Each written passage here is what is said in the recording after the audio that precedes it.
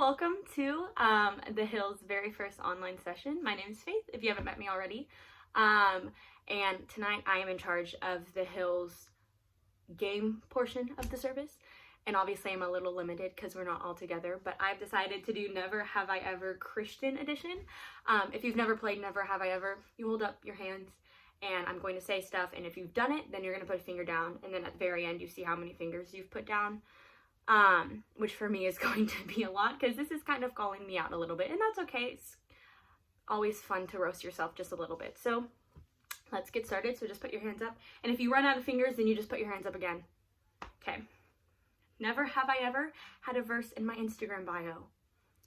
Never have I ever had a cross necklace. Never have I ever had a church camp crush. Never have I ever skipped church because I was tired. Never have I ever texted during service. Never have I ever posted a picture of me having quiet time on my Instagram. Never have I ever shared a worship song on my Instagram story. Never have I ever been to a Christian concert. Never have I ever invited friends to church. Never have I ever started a blog. Okay. Never have I ever said, I need to talk to Jesus first. Never have I ever cried during worship. Never have I ever posted a picture on Instagram from a mission trip. Never have I ever bought a Christian clothing item. Yes. Never have I ever fasted from something. Okay, that is all. Those 15 fingers for me. So just count how many fingers you put down and actually DM them to the Hill Instagram. And we don't really have a prize, but I guess we'll see who had a lot and who didn't. It'll be funny to see. But yeah, I had 15, so I want to see if anyone beat me. I'm pretty sure I related to all of these, which is kind of unfair because I'm the one that wrote them, but there's not a prize, so don't feel too bad. Anyways, okay, thank you for letting me have a little bit of fun with y'all, and I hope you enjoy the rest of the service. God, for this day, and thank you that you are with us no matter where we go, and your protection is with us, and thank you for this online service that we're doing, and amen. Hey guys, miss y'all and miss hanging out on Wednesdays with you guys, and hopefully we can get through this quickly and be able to get together again. I know kind of life is crazy and has changed a lot for the last couple weeks, but so tonight we're just gonna have a time of worship together, and so wherever you're at, I know it's a little weird trying to enter in over a screen, and but maybe just kind of get alone if that helps, get away from people, kind of like what we do on Wednesdays when we kind of separate ourselves and to be able to focus in. So maybe just find a spot that you can do that tonight, and we're just going to worship together. So let's just start with a prayer. Lord, I just thank you for who you are. Lord, I thank you that there is no bounds, no limits to your love, to your Holy Spirit. And so, Lord, I just thank you that we can have an experience with you in this place where we are now, worshiping together, even though distance is real. I just thank you, God, that you're with us and ministering tonight. So, Lord, have your way. And we just look forward to what you're going to do. In Jesus' name, amen. Let's worship.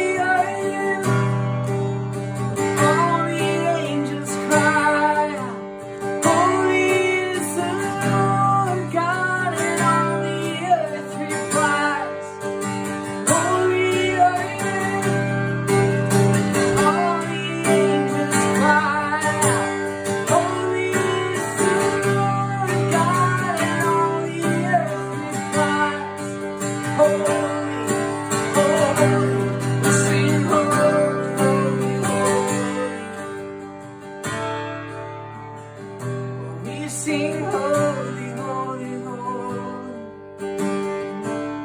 There is none like you, there is none like you.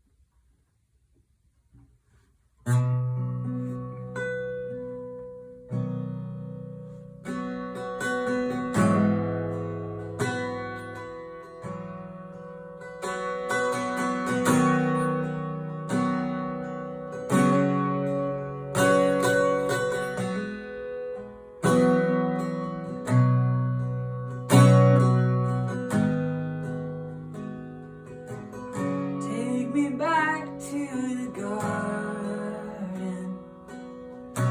Take me back to the moment I heard your voice. Take me back to communion. Lead me back to the moment I saw your face. And it was all so simple.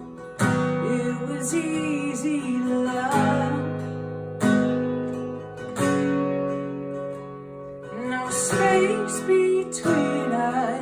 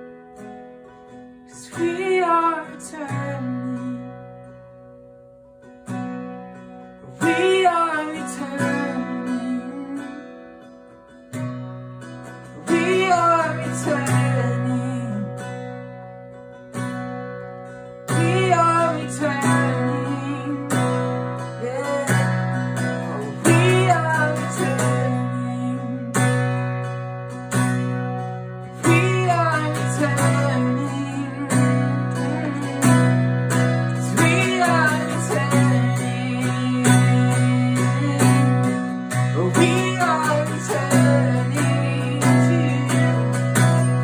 'Cause we are returning. 'Cause we are returning our hearts to you. Oh, we are returning to where we belong. Oh, we are returning to where we belong with you. Oh, we are returning.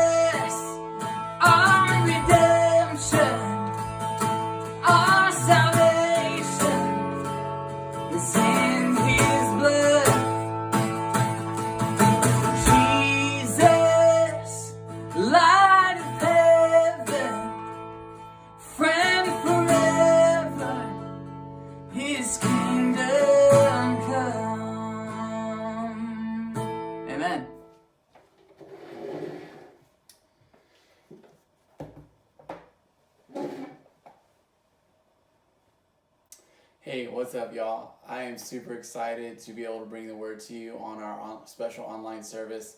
I hope that you've been enjoying your week, and I hope that this word that word of encouragement I'm bringing to you lifts you up and encourages you and causes you to want to know Jesus even more.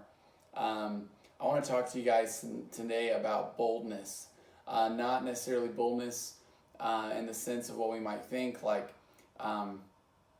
going on a roller coaster for the first time, or standing up to this bully and speaking truth to them, or reaching out to others about Jesus.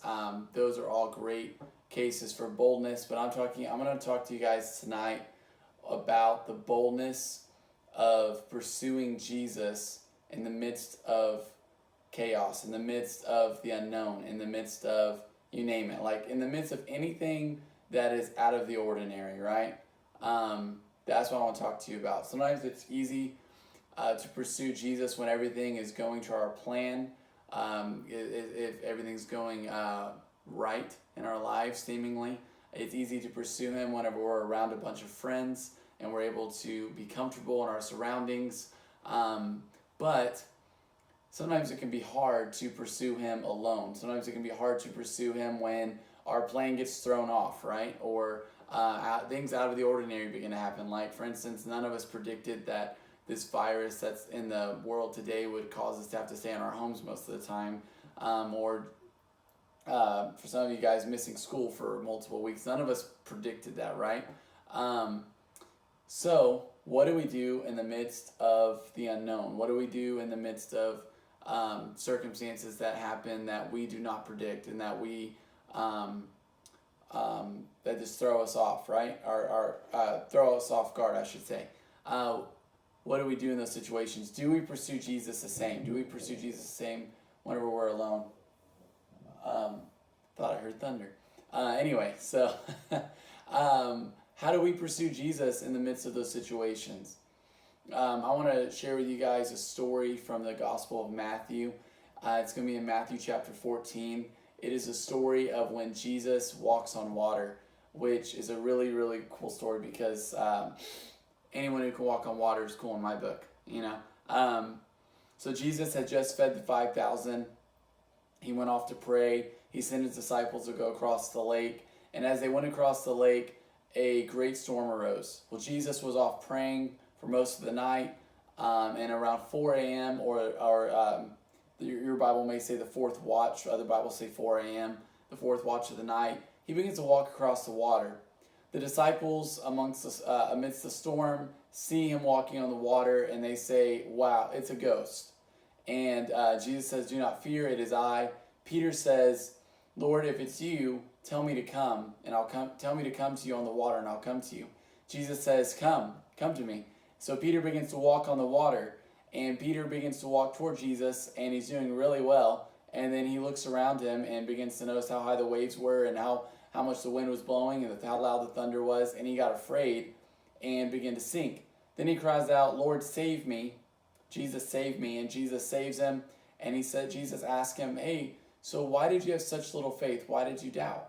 And then it says, immediately when Jesus stepped into the boat, the storm calmed, and they were immediately back at the shore. That is Matthew chapter 14, verses 22 through 33, if you want to go read it for yourself after this, or maybe if you're following along with me. So I want to kind of break this passage down, and I hope that by the end of this, you are super encouraged to have boldness in your pursuit of Jesus. See, I already named what the boldness that we're going to be discussing today, but all of that, what that really ties into is, do you have boldness in your pursuit of Jesus? Do you have boldness in your pursuit of a relationship with him? See, it's one thing to pursue him when things are easy. It's one thing to have a relationship with him when everything is kosher and easy. But it's a whole another thing to pursue him whenever things are not easy and whenever circumstances are not going what we would think is our way, right? See, it takes a boldness to pursue him in the midst of that. In fact, the Apostle Paul writes to us later, and he says in one of his books that he writes to, I believe it's to the church of Corinth. It was an early church. gathering. He says, "May we approach God's throne. May we approach God's throne boldly in the time of need." See, there's this aspect of there's a boldness that God wants us to know and wants us to have whenever we approach Him and when we pursue Him. He doesn't want you just to have boldness to approach your neighbor and confront him about things. He doesn't want you just to have boldness when you're pursuing your dreams in life. He wants you to have boldness in your pursuit of Him. See, we often hear things like, hey, you need to have boldness to stand up to that fear. You need to have boldness to stand up to that addiction. You need to have boldness to stand up to so-and-so that is criticizing you and cutting you down. And you need to have boldness to share the love of Jesus with them.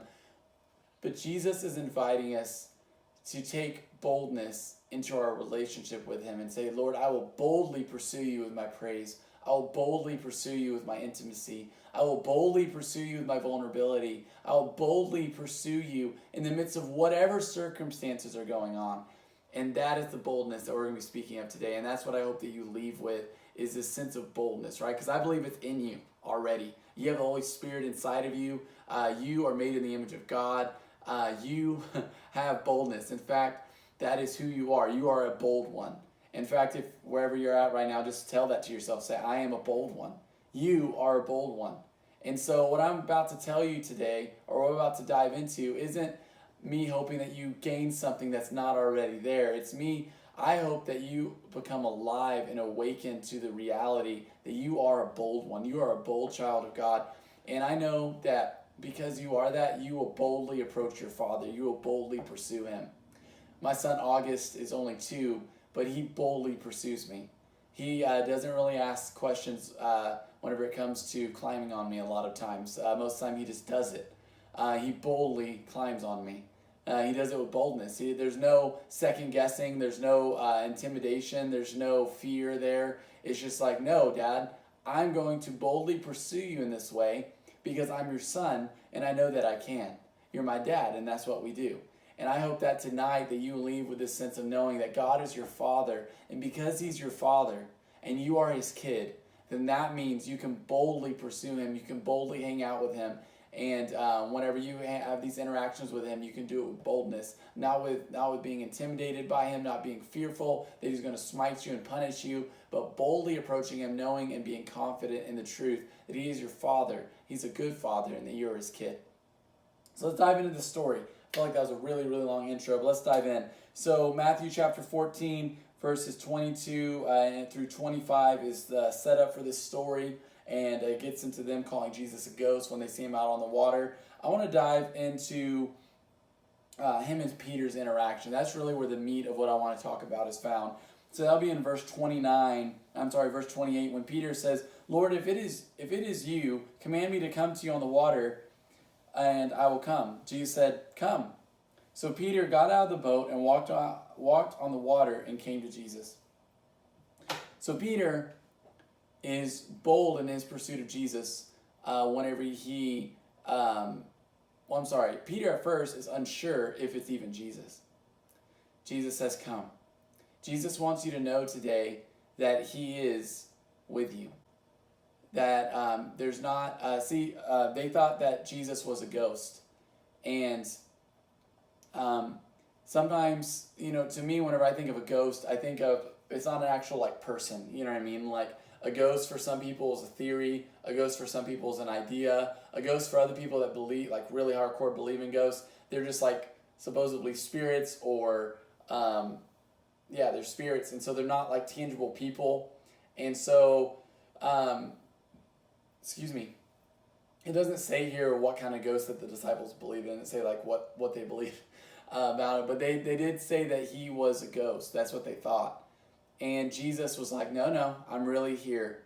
And so I believe the first thing to know whenever you are approaching Jesus is, and especially in the midst of uncertain times, is or in the midst of chaotic times, chaotic circumstances, like we're in right now with what's going on with this virus and stuff, is to know that even in the midst of the waves and the storm, that Jesus is actually with you. Jesus doesn't just give you an idea of who He is with you. He doesn't just give you a thought that he doesn't just give you a nice little thought, be like, oh, that'll hold them over. No, he's actually with you. Jesus is present with you right now. And maybe you're like Peter. Maybe you need to kind of test that out. Because notice Jesus doesn't criticize Peter for questioning. Peter kind of tests him. He's like, okay, Lord, if that's really you, then tell me to come. I love how Peter knew the nature of Jesus. Peter knew that Jesus was one that wanted him to be with him wherever he was. And so Peter's like, hey, you know what? I know if this is really Jesus, he'll invite me to come out there with him because that's how he is. And so Peter says, come. Or Peter tells Jesus, if it's really you, tell me to come. Some of you need to be reminded today that Jesus is actually with you and he's okay with you testing it out. Maybe you're not sure. Maybe you feel uncertain if he's actually with you. Maybe all these doubts and all these fears and anxiety, not just about this the circumstance with this virus, but just in life in general, has been flooding your mind and your heart, and you're like, are you even really with me? And he's like, go ahead and test it out. Give me something. And I believe if you take the test that Peter did and give it to Jesus and say, Jesus, if this is really you, if you are really with me, tell me to come. I encourage you to do that tonight. And I believe that he will. But I believe he'll invite you to come and experience him. He's with you and he wants to do that. The next thing that I noticed in this story is that Peter begins to walk out on the water. See, it's one thing when we begin to pursue him with boldness whenever we hear the initial word to come, right? We're like, whoa, we're pumped up, and we feel encouraged to come to him. Maybe for us that is at youth group. You know, we feel the urge from him to come to him, and it's real easy. But what about whenever it's on choppy waters? What about when circumstances aren't all aligned like we would like them to be? What if the feelings that we have aren't aligned with what we think should be the feelings when we approach Jesus? Do we come to him then when the waters are choppy, so to speak? Do we come to him? And maybe we do. Maybe we do approach him with boldness at first. But I want us to notice something about the story here. Peter came initially because he knew Jesus wanted him to come, and maybe that's some of you. You've come initially because you know Jesus wants you to come. But Peter began to fret and begin to sink because he was afraid. Because he began to notice that everything going on around him. And Peter, he got pretty terrified, and he began to sink. So maybe some of you initially begin to pursue Jesus with boldness, and maybe you need to be reminded today that, maybe you need to know that just because you're sinking, you can still call out to him. But that's not the boldness that I want to talk about today. That is totally good. Call out to Jesus every single day. If you feel like you're drowning and stuff, call out to him. He'll save you every single time. But I believe Jesus wants us to not just have boldness to come out on the water, but to remain on the water. He wants us not only to have know that we can call out to him to save us just because we're sinking, but he wants us to know that we can have conversation with him on top of the water. See, what would it have been like if Peter would have just remained with his eyes fixed on Jesus? What would it have been like? And that goes into something. The next thing I want to encourage you in is the way that you're going to remain bold in your pursuit of Jesus isn't just off his initial word and initial invitation to come. It isn't just on your initial test and hearing his response. It is found in looking at him. Boldness in your relationship with God is not found in all these plans and things you think you should do to make yourself a better Christian. It is found solely in looking at Jesus. When we look at Jesus, we see his desire for us. We see who he is. We see the beauty of his holiness. We see the beauty of his glory. And we see the beauty of this God that is so tangible and so real and so close. And it begins to well up inside, boldness begins to well up inside us to pursue him no matter what. It is found in looking at Jesus. See, Peter began to sink, not because Jesus changed, but because his vision changed. He began to look elsewhere. So I want to encourage you today to step out on that water and pursue Jesus boldly. But if you begin to feel like your eyes are looking at the circumstance, I'm not saying don't acknowledge them, because the storm was still going on whenever he was walking toward Jesus. I'm saying fix your eyes on Jesus in the midst of the storm. Find him in the midst of the storm. Where are you, Jesus? Who are you in this moment? And I believe whenever you fix your focus on that truth and that pursuit, a boldness will begin to well up inside of you. Jesus doesn't want you just to be bold enough to test him. He doesn't want you just to be bold enough to pursue him when things are going your way. He wants you to be bold enough to pursue him in the midst of it all. And he wants you to know that that boldness is birthed in you and brought out of you whenever you fix your eyes on him. Now, maybe you're drowning. Maybe you've tried this, but you're just like, no matter how much you try to fix your eyes on him, you're drowning. And I want to encourage you to call out to him because he will save you. And I want us to go into Jesus's correction, our statement toward Peter at the end. He goes, "Oh, you of little faith, why did you doubt?" I don't believe Jesus was doing that with a critical heart. I believe he was showing Peter where he was at. And I believe he was asking him an honest question. And I want to encourage you, if you feel like you're drowning no matter what, and you just kind of feel like you're in this cycle of like you call out to him, you pursue him boldly for a little bit, then you begin to sink, and maybe you're having a really hard time fixing your eyes on him and even knowing what that means. And maybe you're the one that's always falling into the water and drowning, and he's having to pull you out because he'll keep pulling you out. He's not questioning you to criticize you. If he's asking you why you're doubting, it's because he wants a conversation to be had. So I want to encourage you, if you are feeling full of doubt for some reason, if you're feeling like your vision of him is blurred by fear and anxiety or perversion or whatever it may be, I want to encourage you to have that conversation with him. Have that conversation with yourself as well. Like, why am I doubting? Jesus is here with me. Why am I doubting and allowing myself to sink? See, it wasn't really the storm that made Peter sink. It was his doubt. See, when we pursue Jesus boldly, it's not circumstances that actually get our eyes off of him. See, if we are looking for Jesus in every circumstance, in every single situation, and we are pursuing him boldly in every moment, every situation, it doesn't matter what kind of storm is coming. It doesn't matter what kind of storm is around us. The storm cannot make us sink if our eyes are fixed boldly on him. Peter didn't sink because of the storm. Peter sank because of his doubt. And you need to have this conversation with him. That way you don't sink any longer because of your doubt. And you're able to stand and pursue him boldly. So how do you stand? That's a really good question. A lot of people say that it's through faith, and I totally agree. But I believe that faith is birthed as we pursue Jesus. I should say it this way. Faith comes alive inside of us when we simply pursue Jesus. I'll close with this. I'm reminded of whenever I was at In-N-Out Burger in California one day, and I was talking to this guy. He was an agnostic. He was an atheist. And he said, I really, really do want to believe, but I don't have enough to give me enough boldness to believe something like that. I really do want to believe it's true, but I just can't actually bring myself to it. And he just kept going on. We had a pretty long conversation, and he just kept going around in this circle about belief. I don't have enough belief. If only I could believe. And it was like the Lord dropped in my heart to tell him this simple statement. I said, bro, if you let me introduce you to Jesus right now, I guarantee you'll believe. I asked him, what if before it's about belief, it's about introduction? See, we got to be careful not to get it backwards whenever we have doubt. Jesus isn't waiting for you to get rid of your doubt to come to you and for you to have a relationship with him. He wants you to have a relationship with him in the midst of your doubt. Because it's relationship and through introduction to who he is that causes belief to be birthed.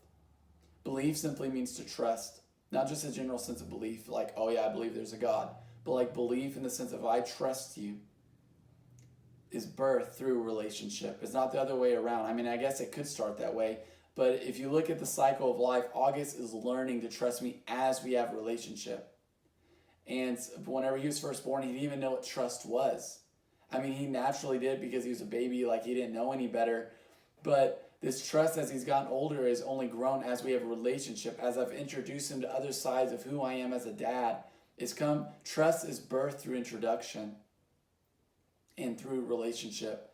And, trust is made known in our lives because I believe it's already there. We just don't, it comes alive in us whenever we begin to have this relationship with him.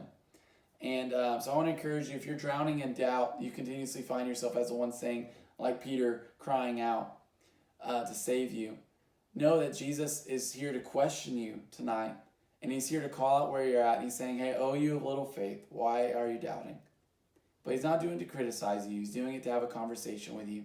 Because he knows that as you are introduced to who he is, and as you have this relationship with him, in the midst of your doubt, you're going to begin to have a boldness come alive inside of you.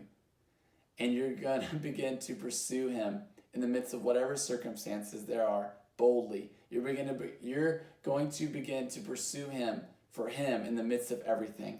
Not anything else. Just simply for him. That's it. I want to pursue you because I want to know you. I don't care what's going on. I'm going to pursue you in the midst of the situation.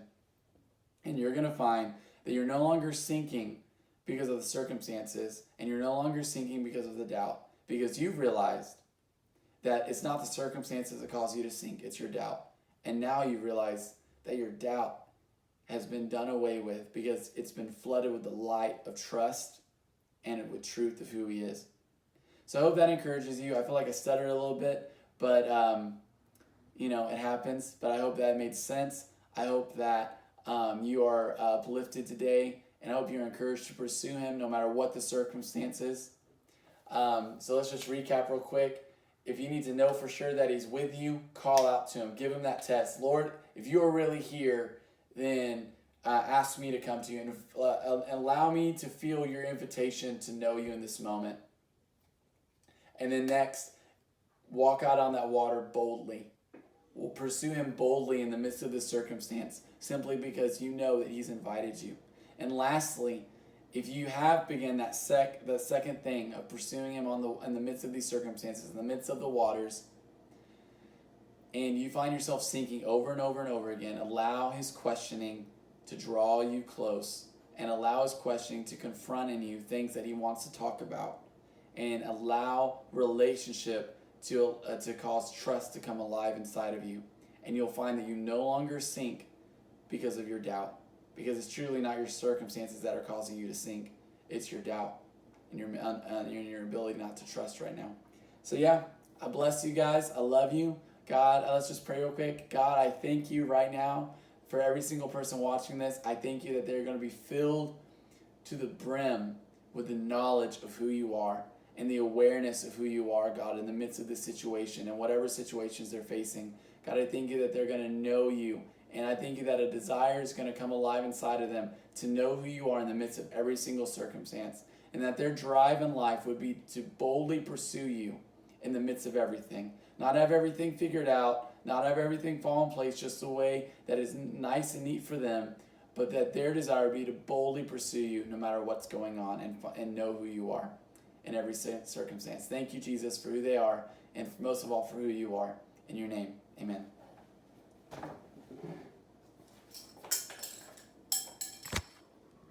Hey everyone, my name's Ryan Cohen. I'm supposed to give announcements on my computer because obviously we're all stuck inside. I know it kind of sucks. I like being outside and this is not my environment, but it's what we have to do. So our announcements is the sweatshirts. They're on the Hill website. They're going to be selling there for till first notice from Brooklyn, I guess. We want you to stay connected as well. Just try and be with other students. You can do that by texting Taylor or other people if you don't have his number or other people's numbers. Try to come to Brooklyn or Brooke to get it, I guess. But social media at @the_Hill students. They'll be keeping updates on what's going on, and small hangouts. Emphasis on the small. I know a lot of people are saying that if they get the virus, they don't really care because they'll survive it, but you don't understand other people might, okay? I'm trying to stay away from this virus as much as possible because my little brother, he has extreme asthma and allergies, which means if he gets it, there are going to be a lot of problems. So try to keep in small groups and stay away from large ones, and try to stay away from large crowds and parties like that. The last thing is we're going to remain online until first notice from Brooklyn, Levi, or Taylor. I know it's a big deal. I've never been to an online church. It kind of sucks. I love going to church, but this is how it's going to be till basically till it's over. So that's it. Everyone have a nice day. Wash your hands. Wash your hands. I'm back, and you're back, and this is the end. Tell me how you liked it. I know you liked it because I liked it. So tag us in your testimonies using @the_Hill Students on Instagram. We'd love to repost, share, hear how it went for you. We love you guys. We hope this is going well. Be sure to join us on Sunday at 9 for a kids service and 10:30 for regular service on the Harvest Hill YouTube or the Harvest Hill Facebook Live. Don't forget, this is different, and we love you, and we're trying. So bear with us as this whole crazy thing keeps going, and I hope that you enjoyed this first service. I love you. We love you. Peace out. The Hill.